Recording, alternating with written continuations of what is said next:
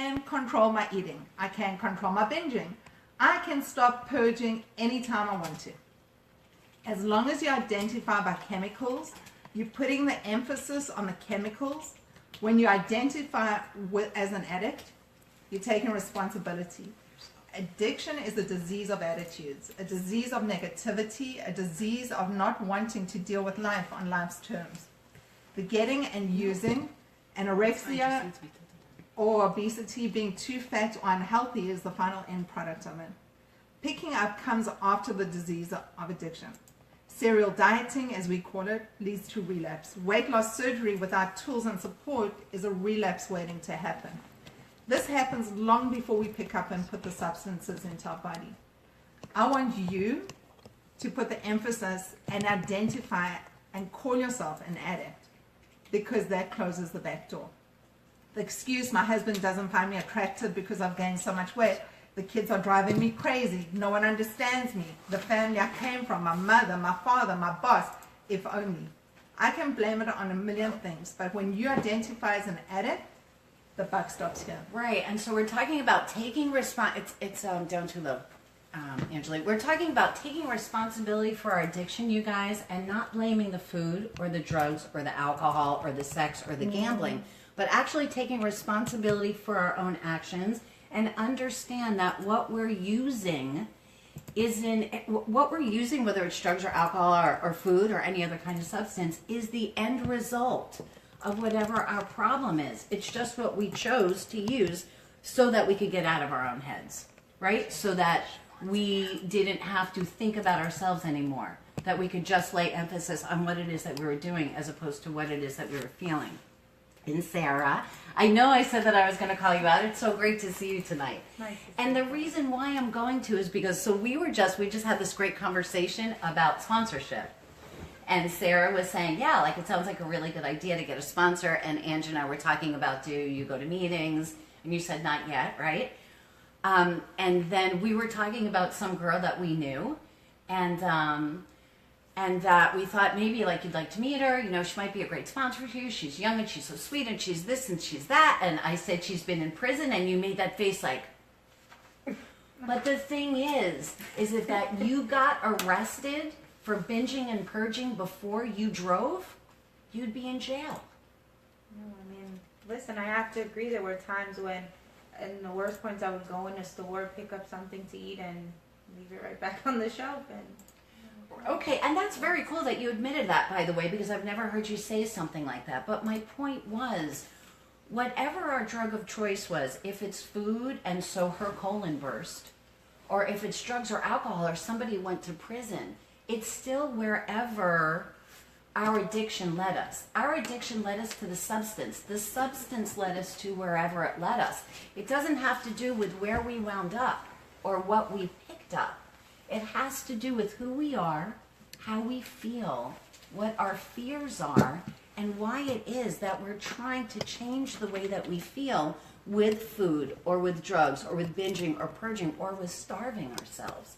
It doesn't matter. It's just that the very end result, and they say in the rooms like jails, institutions, and death. So you guys go to institutions, right? You have bariatric surgery, right? So that's an institution. It's a hospital. The death, that's for sure. We get fatty liver. We're obese. We have, fat around our heart. We have diabetes. We have hypertension. We have all that stuff. So it leads to all that. But what it leads to in the end is just what it leads to in the end. It starts, like that reading said, right here. This is our addiction. We're addicts. It doesn't matter what our drug of choice is, whether it's food or binging or purging or anorexia, it doesn't matter. It's just what we think is a good solution, which is a really bad solution to a really bad problem. A couple of years ago when NA started, there used to be a law, and it was actually a real law, that two addicts couldn't be in the same room together because they'd get arrested. But you can have people who are 300-400 pounds at a buffet. I was just going to say they're called buffets, by the way. That is right, and that is more socially accepted, but it's just as detrimental, and it is just as, if we look at the road that you go down, it's exactly the same process, whether you're shooting up with heroin or you're shooting up with sugar or you're shooting up with those trigger foods of yours. It takes you down the same path where we actually wish that we were dead. And not only that, we become so difficult to be around because we are so miserable in ourselves. And that's it right there. We are so miserable in ourselves, and that's why we're using it. Again, it doesn't matter what we use. It doesn't matter if we're going to the buffet and then throwing up. Right, and then it also becomes that thing, what is socially acceptable? Because we, I was chatting to someone today, it's actually a photographer. I say you're going to any of the rooms and you'd have people who are alcoholics and drug addicts, and you go, anyone want to be in a group photo, and people are me, okay, and they're jumping in the photos. You walk into our rooms and you go, who wants to be on a photo? And you can't pull people off the walls, okay, or who actually want to be in a photograph because we carry so much shame. And I said, it's the craziest thing, because out of all the addictions that I've been around, I find that food is so insidious that people walk around with so much guilt. It's the looking good disease.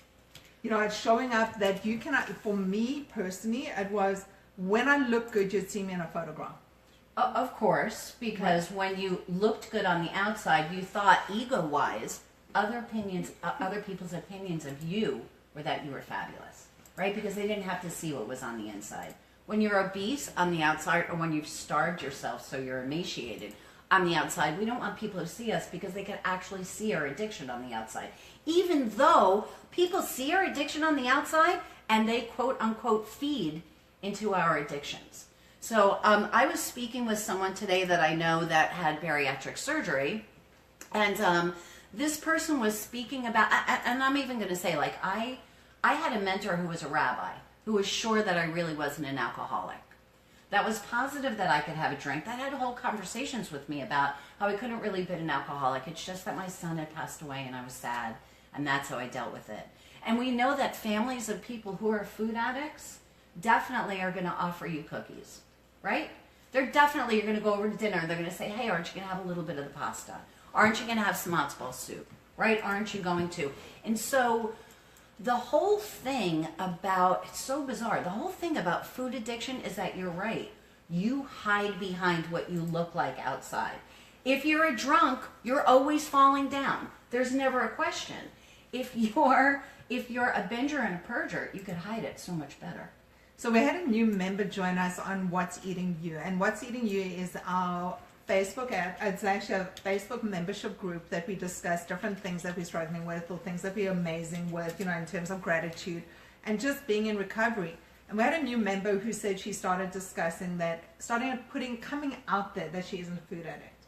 And she was taking so much flack from the people around her. And the interesting thing is, when I started discussing food addiction, people would tell me about the diets they were on and how much weight they've lost and how fantastic their lives were. And what I realized is that my recovery spoke to their addiction, because the people who were becoming the most offensive about it were themselves food addicts, but they didn't want to see it in themselves, or they didn't want to relate to it.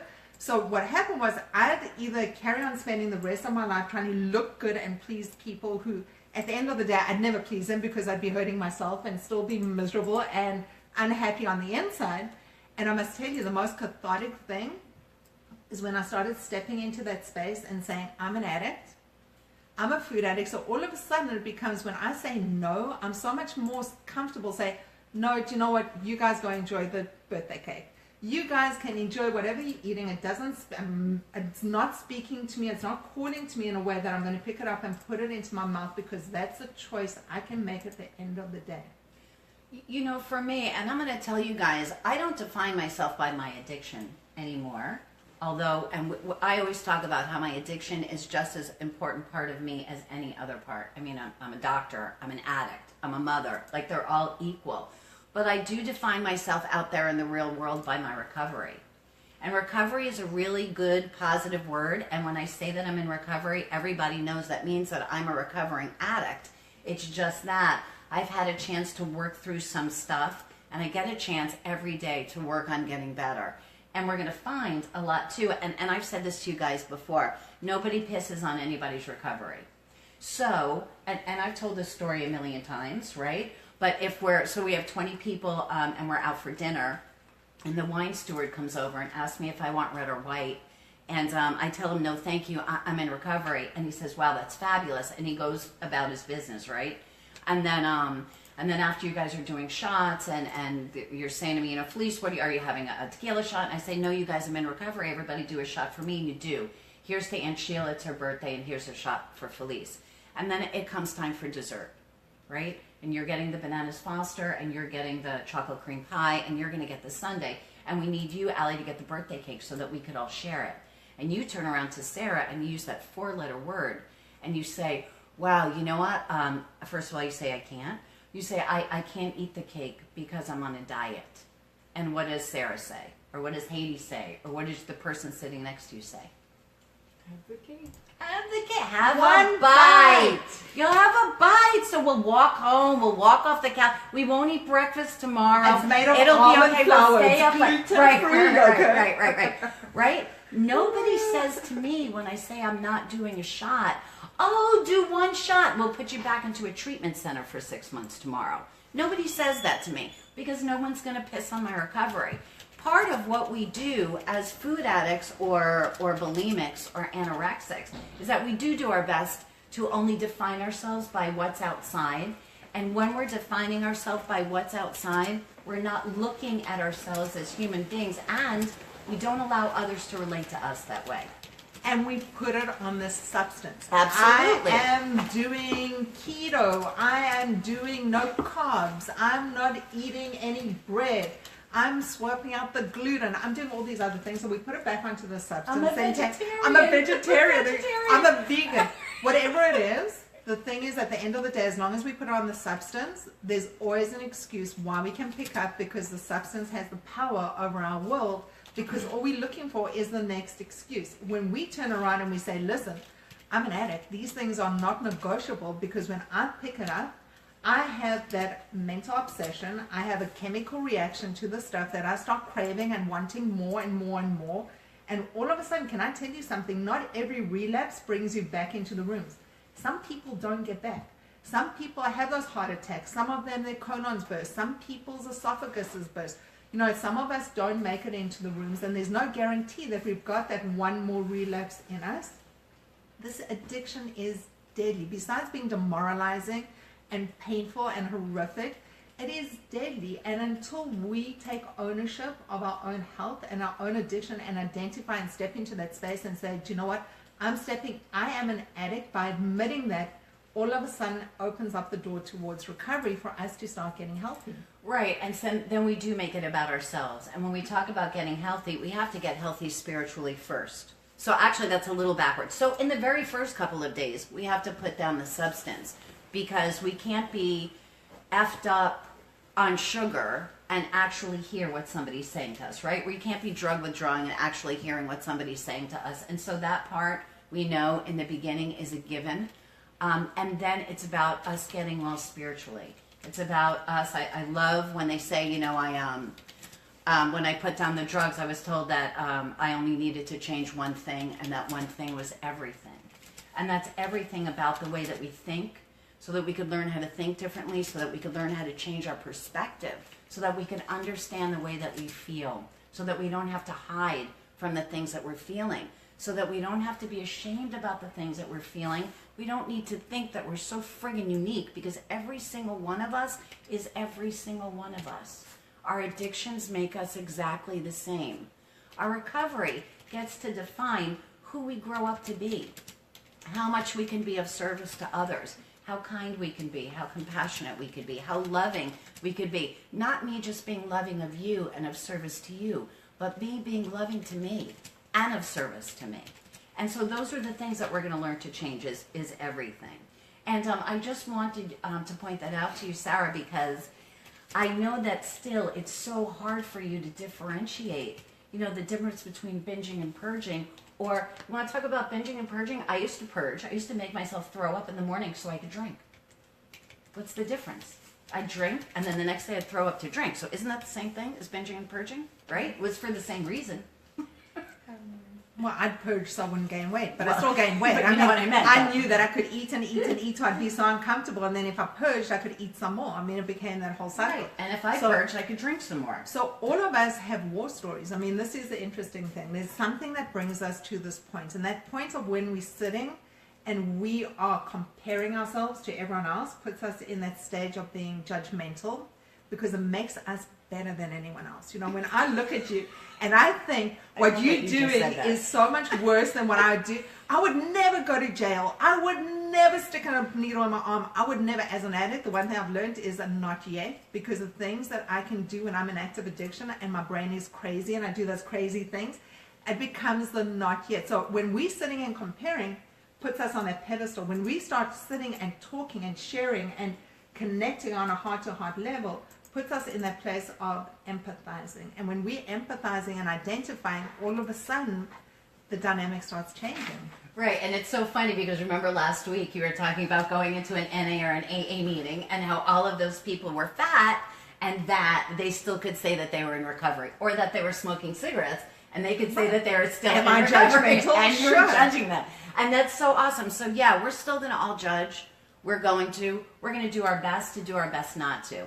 The thing about recovery is looking for our sameness instead of our differences. And so we look for our sameness so that we can empathize with each other, so that we can learn to care for each other and to care for ourselves, and we can learn how to get better. Right? So, Allie, I'm going to call you out right now. Okay. So you met us at Alcoholics Anonymous meeting one night. Yes, sir. Remember? And that was quite a while ago, so I don't know how you feel about it anymore. Mm-hmm. But remember, Ange? She was like, oh my God, like those people are so much worse than I am. I'm so I was sorry. like, yay! I'm so glad you said that. No, but that's how we are. Why are you sorry? Don't be sorry about it. That's where we are. You know, we're so stuck in our own uniqueness. And so stuck in, hey, I'm not as bad as you are, or as bad as he is. Right? And that's what Haiti talks about when she just said, yet. I'm not as bad as he is yet. But what happens if I've had bariatric surgery and I lost 100 pounds and now I'm binging and I gained back 300? That's my yet, right? Because that makes me just as bad or bad off as anybody else, right? Just as in trouble. The thing is, spiritually, you guys, we're all the same. We're all exactly the same. We've all sat in each other's seats. We have different stories. They all wind up in kind of the same place. They all wind up, hopefully, in a room full of recovering people who are learning how to live and who are learning how to be better spiritually. So I'd love to hear anyone's feedback. You don't want to hear me talking No, more? I love hearing you speak. I can listen to you all the time. I'm gonna stop and talking I'm seeing these faces around me, and I'd love to just like check in and kind of get what people thought about the reading and if it spoke to them. And we on Zoom, by the way. So anyone who's joining us on Facebook or Google Plus or Periscope or YouTube, we're on Zoom. The information is just text us and we'll post it up. But you can join in the conversation, and the first step in recovery after admitting that we are addicts is to actually start speaking. And I just need to repeat. So it said in there, the person that says, I have to eat to live, has never done a first step. And I love that, because that I have to eat to live is such bullshit. So without honesty, yeah, you have to eat to live, but you don't have to eat poison, right? Hi, Jess. Did you get to hear the reading? You did, right? Yes, I was here. Yep. Okay. You have anything to share about it? I can relate and I can understand it. I don't know if I have much to say about that particular reading, but I did have to add, let's see. I was thinking of something before you talked to me. Let's see. About the people talking about diets and like what they're doing, and like things about how you talking about your recovery can, people start talking about their diets and things that like being a vegetarian or doing keto and all that garbage. I've had a lot of that lately at work, because people are noticing weight loss and they're like, what are you doing? And, you know, I just do my spiel about I'm in recovery, blah, blah, blah. And they're like, oh, well, I'm doing keto and I'm just so jealous that you're losing faster than I am. And it's just like, you don't get it. And they don't get it. Or they're too afraid to see it. You know, when you say you're in recovery, you're admitting the fact that you're an addict, right? And listen, I was drinking and drugging or starving myself for a really, really, really long time. and people told me I had a problem, and I would be like, really? I should have thought of that. Of course I knew, but until the minute that I was ready to admit it and do something about it, and for me, my bottom was real low. But it's usually once we hit a bottom, until they're ready, they're ready in their time. And for us, right, it's not to preach it, but to say it, because that's your truth. I'm working on my recovery every day. My life is awesome, right? And Right. they're going to take that wherever they take it. They're going to talk about whatever they talk about, and people that are ready to hear you or receive you because they want the help, they will. So you're always being of service, Yes. right? Yes. Right? You're offering a solution, but you just put it out there, and the people that are ready or willing to listen to you will, and the people that don't, God bless them. I've come to realize something about recovery. So many people need it, but it's something that only people who really want it. So no matter what it is, you have to want to step into recovery to be able to benefit from it.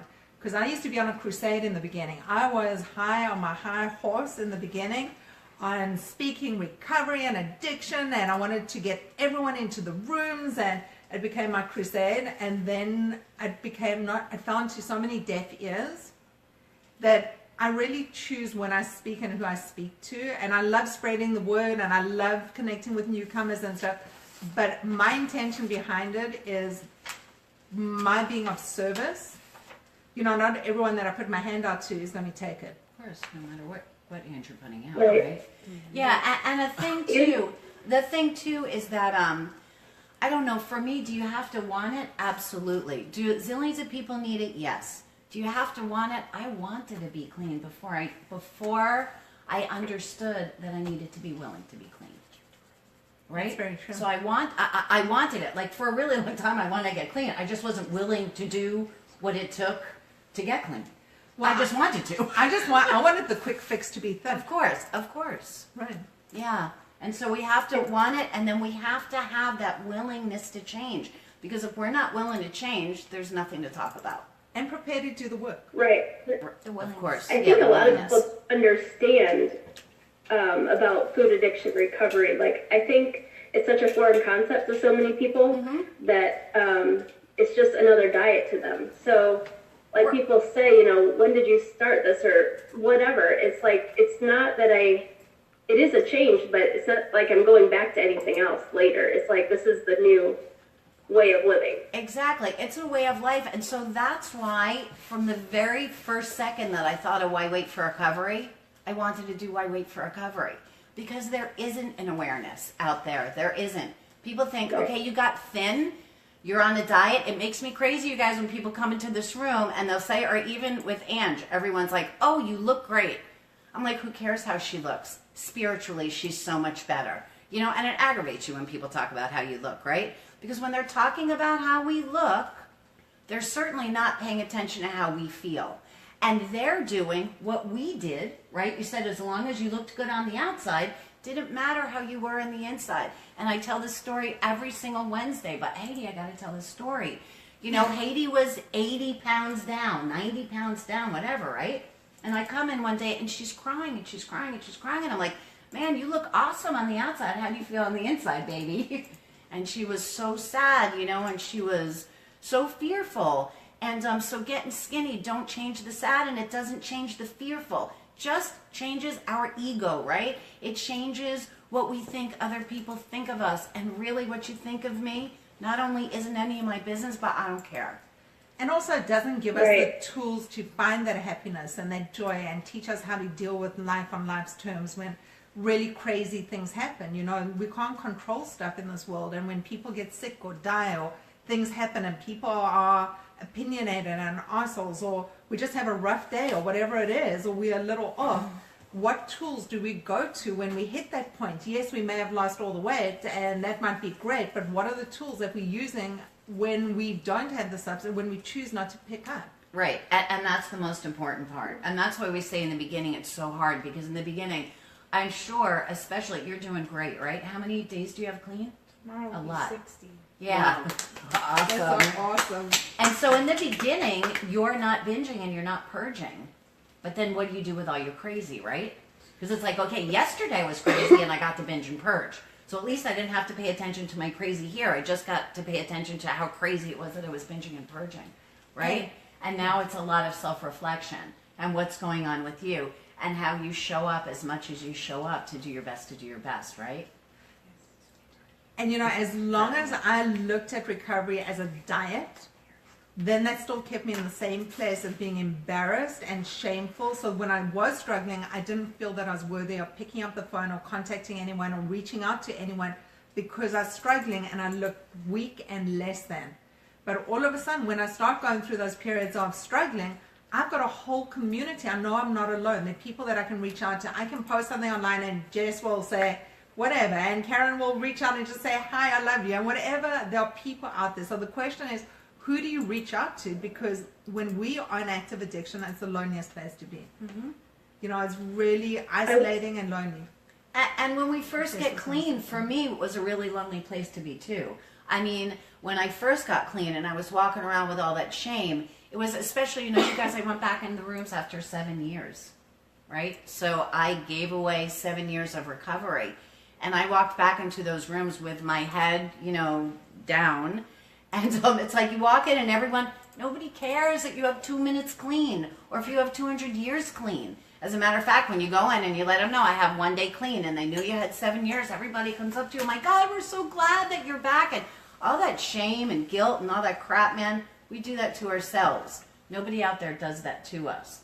And we have found a place, we have found a place where we're safe and we can chat and we understand each other and takes away that feeling of loneliness, right?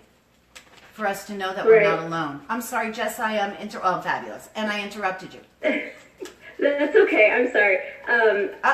Yeah. To say I'm awesome. I'm fabulous too. Yes, you are. Okay.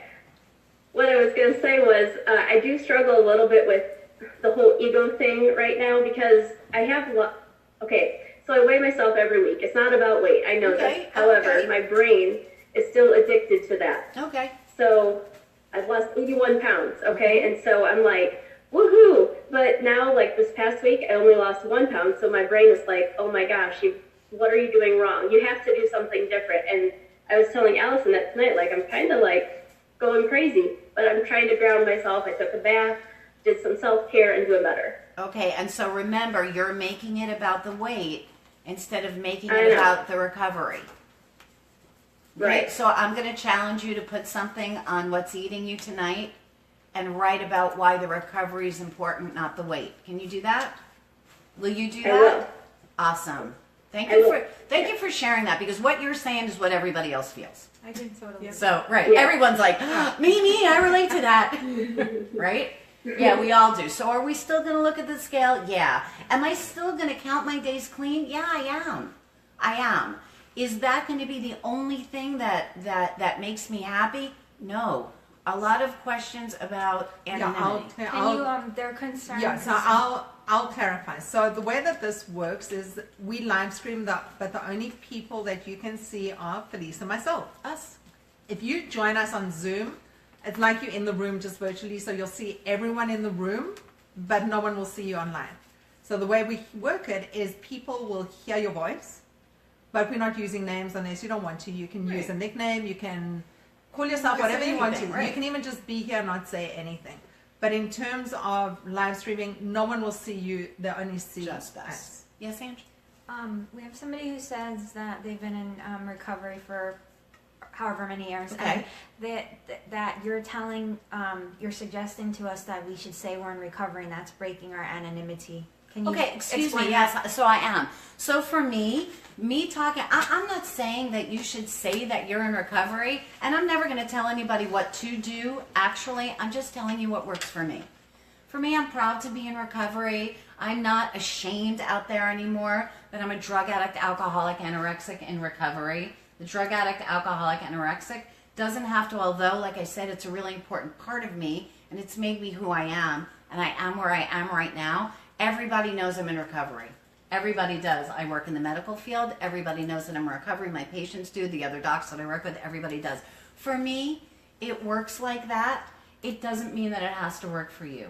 For me, I believe that I'm only as sick as my secrets, And if I'm ashamed of my recovery, if I was recovering because my leg broke, I wouldn't be afraid to talk to people because my leg was broken and now I'm recovering and I'm doing physical therapy.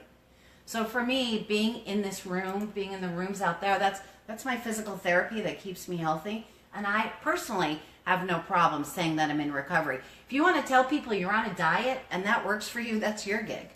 You know, that's perfectly cool. If that works for you. It's never, I haven't met anybody that it worked for, but I'm sure there are people out there, because how many people do I know, that it does work for. Whatever you're comfortable with is what you're comfortable with. There's no awareness, there's very little awareness out there about obesity, food addiction, binging and purging, anorexia, and recovery from that. Everybody looks at it as like we have a problem because we're sick or we're lazy or we're stupid. And that ain't it, man. We got a disease and we can recover. And I think that it's important, I think it's important that people know that. Whoever wants to make that important, that's cool. And whoever doesn't. That's completely up to you. God bless you any way that you want to look at it. You know, I see my addiction. It's important. And this was not spoken to one person. You're saying this as a general. Of course. Yeah, no, of course. Okay. Generally out there. I mean, I don't know. Listen, there are thousands of people that watch us out there, right? So I have no idea of who I'm talking to. I'm just saying that that's what worked for me. And it doesn't mean that it's going to work for somebody else. It's just what works for me. So in terms of me, my addiction is a disease. It's not something that I woke up one day and go, oh, I want to be an addict. It's something I've had my whole life. It's like a disease, like a cancer, like diverticulitis, like having any other kind of disease out there. The thing is, what I attach to it is the shame and the guilt and the demoralization that I hid from so long, that I was so ashamed to talk about anything, that me speaking out about it, and let me tell you something, it wasn't easy for me to do what I'm doing, because I have so many people that are embarrassed by me doing this, but this is on them. This is not about, this has got nothing to do with me. What they want to attach to it, half my family doesn't want to even admit that I've actually got a problem. It just speaks to them in a way that it does, and that's their journey. But for me, this is what helps me stay in recovery, is reaching out to other people, connecting with other people, sharing the journey, learning from their journey, from their hope, their strength, their courage. These are suggestions. These are not absolutes. We use what works for you. If you don't want to wear a label, don't wear a label. Just show up, come to meetings, join us in the rooms, be here even if you don't speak. We're just happy to have you. Yeah, we are. And you know, you guys, this is about changing our perspective. And so however you change your perspective for the positive so that you can lead a life that's happy, joyous, and free. Listen, we're in the middle of our addiction. We're sick and we're suffering. That's the way that it is. When we're learning to look at things differently, learning to get rid of some of that guilt and especially get rid of that shame so that we can learn how to live out there in the real world, whatever that looks like to you is what it looks like to you. It's going to look different to all of us. Whoever did share that, I want to thank you so much, because we got a lot of questions about that. And so whoever shared it, thank you so much for that share. Really appreciate you bringing that up. And that's one of the reasons we also have What's Eating You on Facebook. We are going to have a website that's going to have a members only group on it. It's something we're in development with. So What's Eating You is a private space for people that are struggling, that people are in recovery. People will not see what you're sharing because only members can see what's being spoken about in that group, unless you are then sharing our broadcasts or you commenting on our Why Wait for Recovery page. It's the only time your friends will see what you're doing. And even if you don't feel comfortable with that, you guys, you can I am us, and we can actually put it on our page and take your name away. So if you don't feel comfortable even having your name out there or something, just I am, let somebody know. We could share what your thought is. I could share it as a friend in recovery. And this way you could still get the response from people who are also working on their recovery. Karen, did you want to add anything? You know, I have to be honest, I have lost the thread of the reading. I don't remember anything. I have no idea. That was so long ago. That doesn't matter. I can speak to the shame and the guilt of admitting a food addiction, because people say, well, who's addicted to food? That's crazy. You can't be addicted to food. Again, you have to have food to live.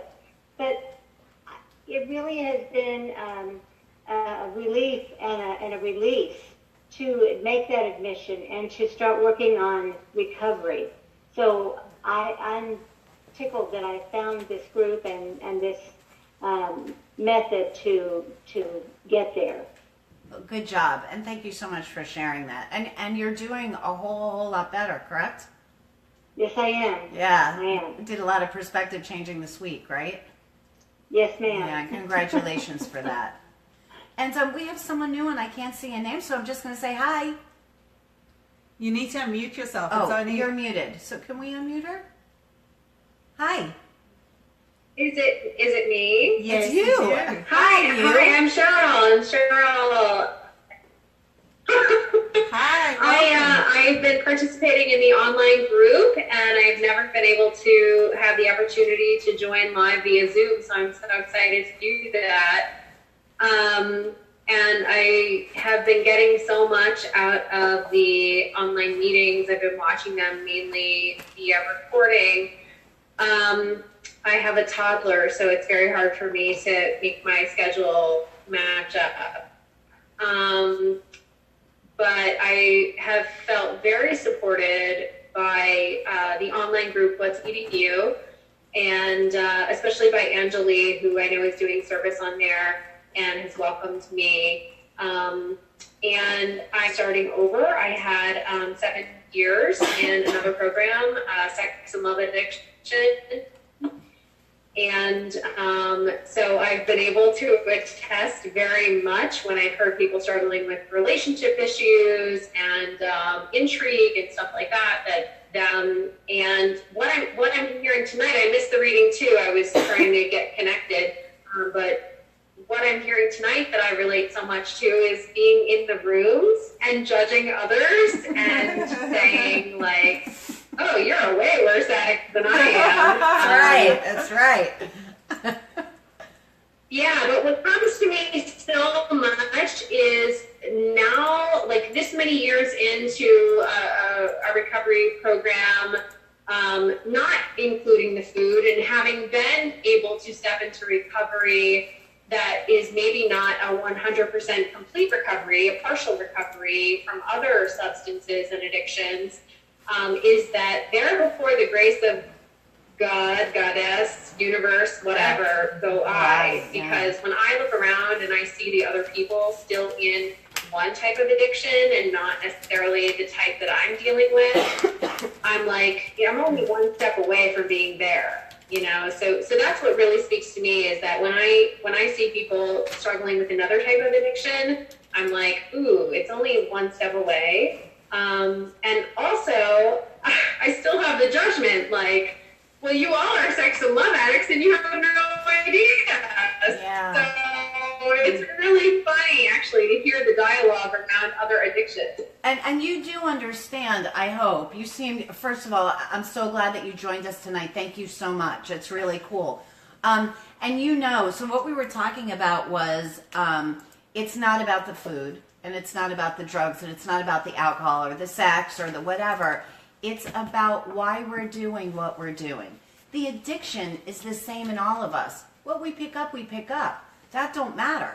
So if I'm binging and purging, or I'm shooting up, or I'm eating 7 million calories, or I'm exercising away 7 million calories a day, or I'm starving myself, it's same. It's what's eating me. Yeah. What feelings don't I want to deal with? Right? What am I hiding from? What am I trying to change because I can't take that look at myself? Right? Yeah. Remember, first step of anything is I was powerless over my addiction, right? Which means that I can't have one because one means a billion, right? So I'm powerless over my addiction and my life has become unmanageable. Mm-hmm. And they're not just talking about unmanageability where I get drunk and fall down the steps, but that unmanageability where I'm walking around with 1,000 different kinds of fear, and I'm shameful, and I'm resentful, and I'm not happy, joyous, and free. That's the crux of our addiction. What we pick up doesn't matter. It doesn't matter. It certainly doesn't make us different. Absolutely. And that's what I'm getting so much from this. It's just so interesting to join, having been in a particular, type of recovery and realizing that I have further to go. It's like certain things come to the fore first. Mm-hmm. Mm-hmm. and then there's more. Right. Absolutely. Absolutely. Yeah. Yeah. So Yeah. so good job, you. I'm really glad that you're here. Thank you so much Thank for being you. with us tonight. Thank you all for being Welcome. here. Keep coming back. Yeah, it's great to welcome. have you. Welcome. And you got anything to share with us tonight? Oh, yes. Sorry. You read that, and Ange, talk to me. When you were saying about no, I can't remember. I'm too young to forget. Okay, Yes, you when you were saying about talking about saying you're in recovery, and so you and I had a conversation about this in the car ride over here. Yes, we did.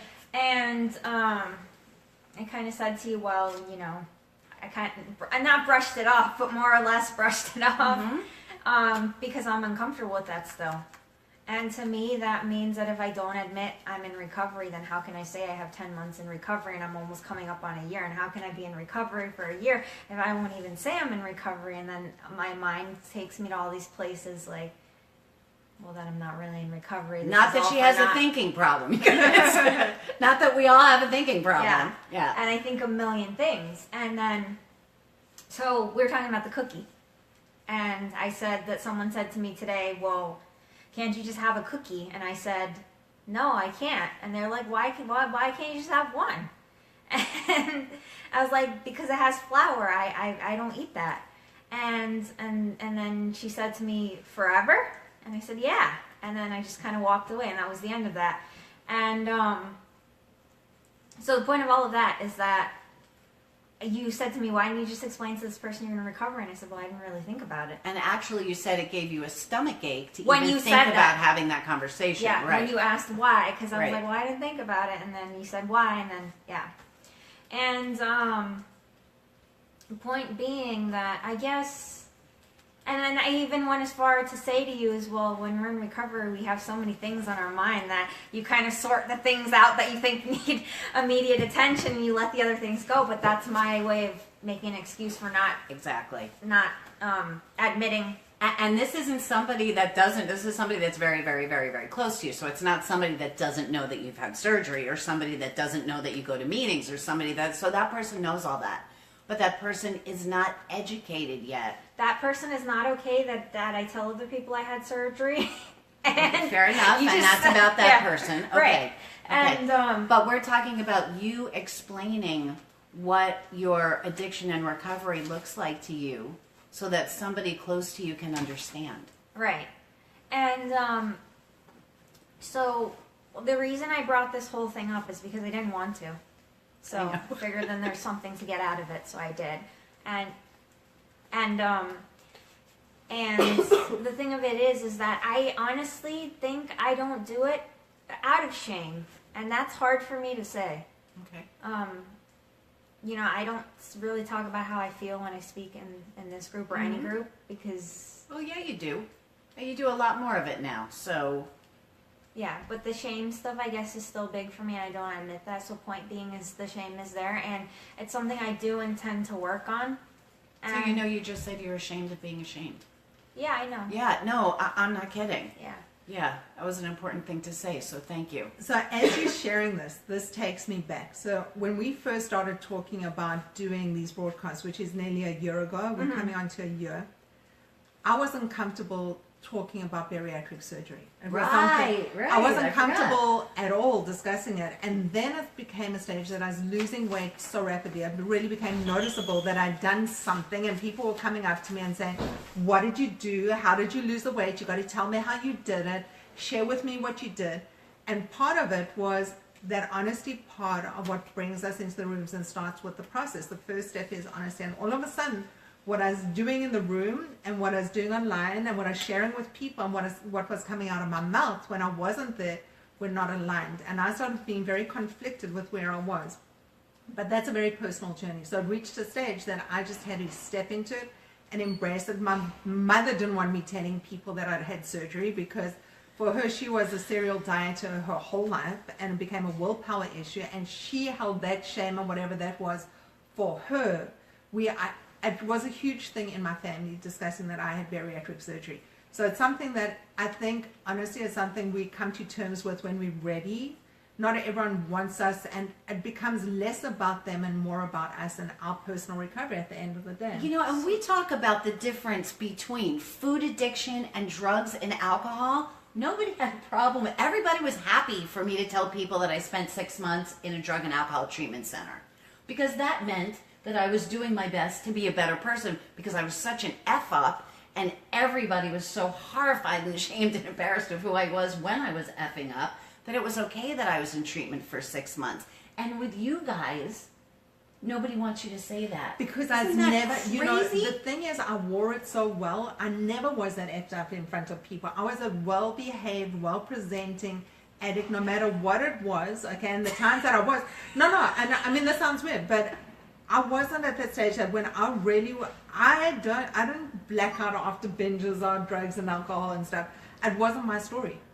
I know it Do you know what I'm wasn't. saying? I know it wasn't. And by the way, when I was on Percocet and not drinking, nobody knew that I was So high. so people around me, for me to speak of addiction, they associated addiction with the people who were blacking out and With the who bad were- people with like the me. bad people. And I'm Right. saying I'm With no the bad different. folks. I'm no different. I'm exactly the same, and that was a disparity in the part that they couldn't understand.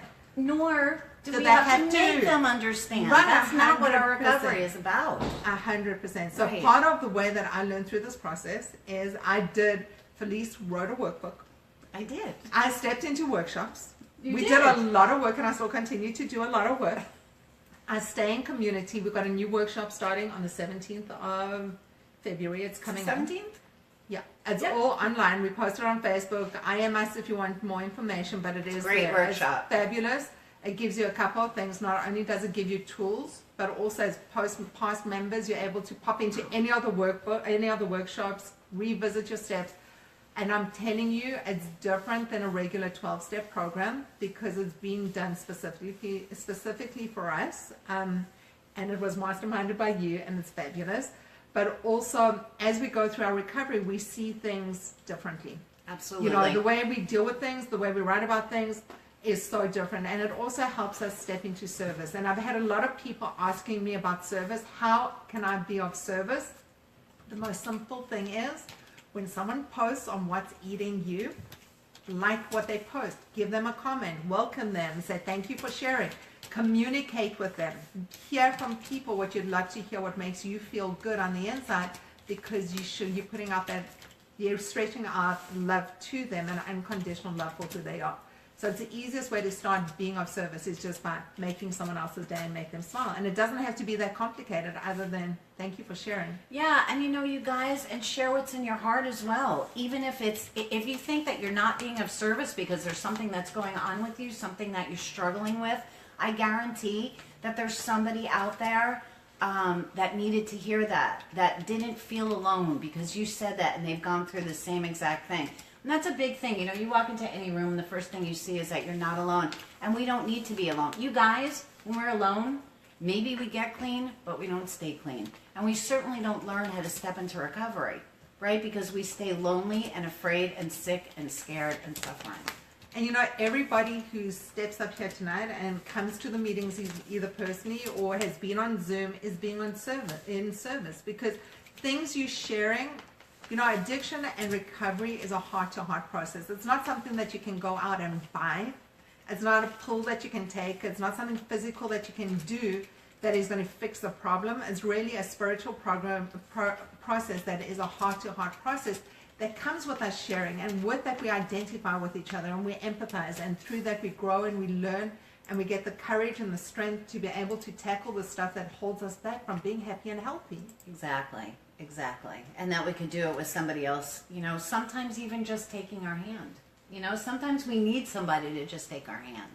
And sometimes that's just enough. And some of us don't think that we're worth it. I mean, I came into the rooms, I didn't think I was important enough to be worth it. Nobody thinks they're worth And it when they come into just their when rooms. people Nobody. started reaching out and just saying, hi, thank you, whatever it is, just even looking at me in my face and looking in my eyes, because it took a long time for me to stop looking at my shoes.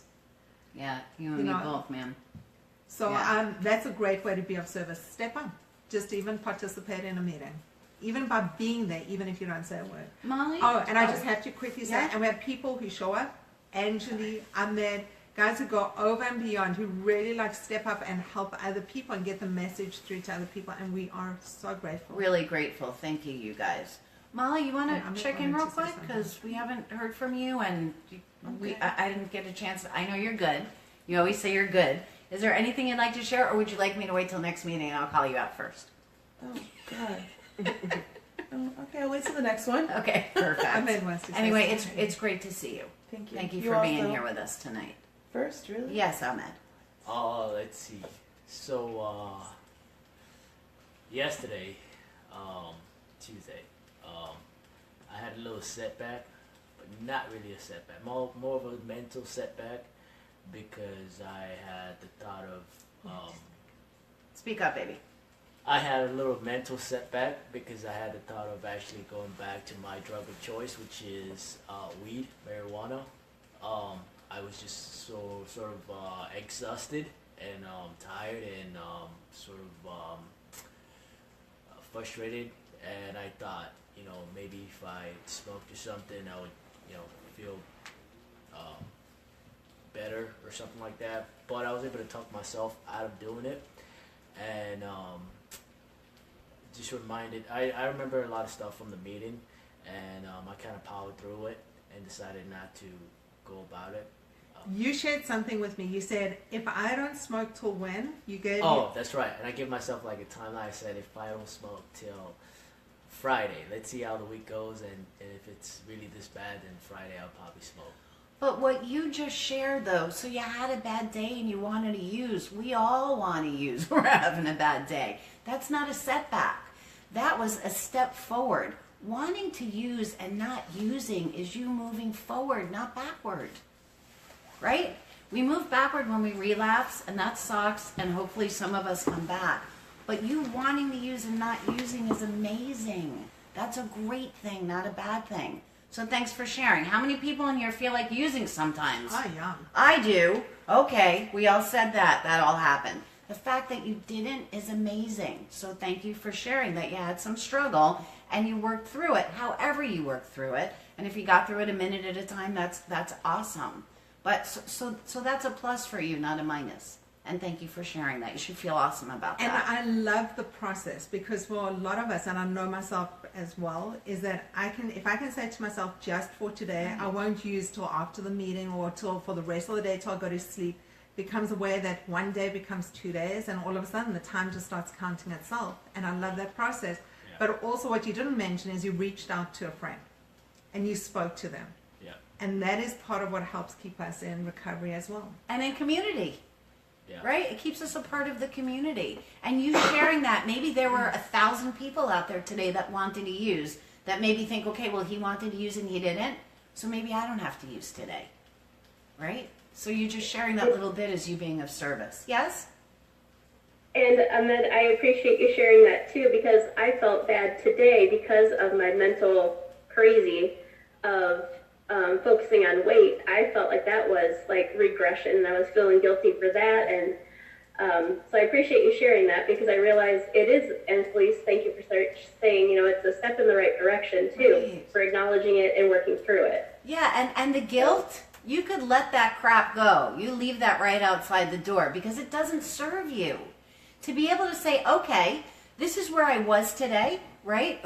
We get to the end of our day and we look back at our day and we say what we were great at, right? What our strength was and what our gratitude is for that day. And we look at what we do and say, okay, you know what? I'm going to do my best to do my best about that tomorrow. That gives us a chance to grow, you guys. That's what helps us Right. grow. Being in recovery ain't about being perfect. If we were perfect, we wouldn't be in recovery. There are no gold stars in recovery. Oh man. Anyway, so every time we think about something that sets us back or makes us reflect back on where we are and we learn from it, we're moving forward in our recovery. So let the guilt go, you guys. Pat yourself on the back and say, today was an awesome day. I had this thought and here I am, and I'm clean and I'm safe and I'm sharing about it. Right? So kudos to you for that. Let go of that guilt, man. Don't serve any one of us. Okay? It's go. All right. Good. Bam, right? Hi, Mindy. You're muted. Hi, Mindy. Can we unmute Mindy? Hi. Okay, and you don't want to share, and that's awesome. So we're really glad that you're here, and it's wonderful to see you tonight. Thank you so much for being with us. So you also touched on something that's so important is, you know, the newcomers coming into the room, you've got people with different time.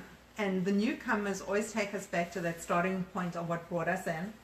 And also, there's no differentiation here. All of us are exactly the same. Right, we all have this second clean. The second thing, you can be clean for 30 years and you can still have thoughts of using. And some people do go out. And relapse isn't a story that everyone has to go through. Right.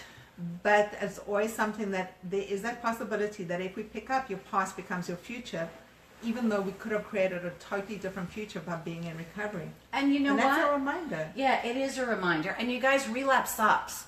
And just because we relapse, and we have, for me, my relapse was a lot of shame. And that shame kept me out longer than I should have been. So if you relapse, come in here, tell on yourself, tell the truth, and move forward. And that's really the best thing. Yeah, of course we do, man. We all been there. Love that you're here and that you're able to be with us, and that is so important to us. So we've only got 2 minutes left, so I just wanted to quickly touch a couple of bases. Okay, go. One is post your gratitude, 90-day challenge, 3 things you're grateful for every single day, okay, and your strength for the day, whatever that looks like. Also, we meet on Sunday mornings, 9 a.m. to 10 a.m. Eastern Standard Time, same place, same rooms, virtually or here in person. You can join us from anywhere. People join us from all around the world. If you are struggling, if you have thoughts of using, if you want to hurt yourself, if you want to hurt somebody, if you're resentful, post it in what's eating you. We have people on different time zones. Someone will connect with you. If you see someone struggling, reach out, even just say, hey, I hear you. Thank you for sharing. You don't have to give words of wisdom. No one is judging anybody. We're just happy to have you with us. And we have got 2 minutes. We have 2 minutes, so since we I have our minute, workshop, you guys can IM us to sign up. Right. Workshop. Thank you for your service, Angeli. We have a workshop starting in a couple of weeks. If you want any information, it's on Why Wait for Recovery, and it's on What's Eating You, and you can IM any of us, and we'll get you more of that information. And it really is a very small group workshop. There are only 25 spots. We keep it small. It's very intense. Okay, there's a reason why it's small. We don't have a lot going on at the same time. They are specialized. They are awesome. Anyone who's done it will tell you how much they get out of it. And it's really worth doing. And it also brings you closer to us and to the rest of your community. Yeah. We're getting to know you better. Yeah, and we get to grow up together, which is awesome. And we have 1 minute left. Do you want to say hi? Okay, I just want to, we have a couple of new people online that joined us. Jen, Sarah, Nancy, Liz, Mindy, Donna. Sarah's all Sarah. But hi, great to have you. Yeah, I love having Sarah with us. And I'm join us read in the the room, promises. Sarah. We miss you. And I'm going to read the promises for you, Allie, because you asked me to read it last week, and I'm going to read it again for you this week. If we are painstaking, this is from AA, you guys, Promises of Alcoholics Anonymous. If we are painstaking about this phase of our development, we will be amazed before we are halfway through. We are going to know a new freedom and a new happiness. We will not regret the past, nor wish to shut the door on it. We will comprehend the word serenity, and we will know peace. No matter how far down the scale we have gone, we can see how our experience can benefit others. That feeling of uselessness and self-pity will disappear. We will lose interest in selfish things and gain interest in our fellows. Self-seeking will slip away. Our whole attitudes and outlook upon life will change. Fear of people and of economic insecurity will leave us. We will intuitively know how to handle situations which used to baffle us. We will suddenly realize that the universe does for us what we couldn't do for ourselves. Are these extravagant promises? We don't think so. They're being fulfilled among us, sometimes quickly and sometimes slowly, but they will always materialize if we work for them. My name is Felice. I'm Dr. Felice. I'm blessed and grateful to be in recovery. I'm so blessed and grateful for every one of you.